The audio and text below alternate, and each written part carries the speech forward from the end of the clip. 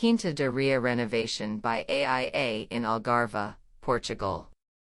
The Quinta da Ria project is the first renovation phase of the different areas of a golf course with the same name, located in Algarve, on the seashore looking towards the Ria Formosa and the Atlantic Ocean. This phase included the renovation of the clubhouse, the main building where the offices, the store, the reception and the restaurant are located, also redoing the surrounding landscape with the creation of a large terrace. The building was hidden in the middle of a dense vegetation of no interest, with no definition on how to approach and access the building, presenting very dark and poorly lit interiors, being noisy, with too many different materials and too full of objects.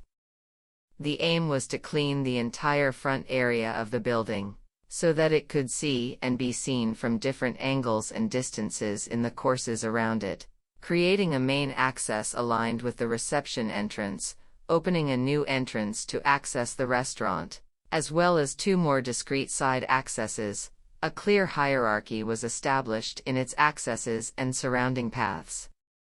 In order to give the building a more Mediterranean identity, the number and type of materials used have been simplified, being a white building inside and out, with some materials and warm colors punctuating it in a surgical way.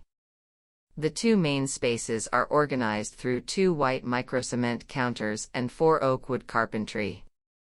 A central counter and carpentry make the reception area, crowned by an artistic installation that reuses golf clubs that users have been losing on the courses over the years.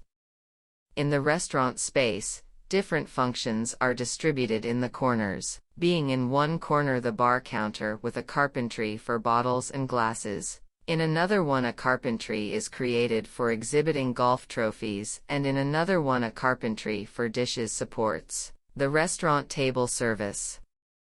As a way of bringing the environment of the surrounding vegetation into the building and contrasting it with the other materials, the entire floor is covered with a dry green microcement, which unifies the different spaces of the building.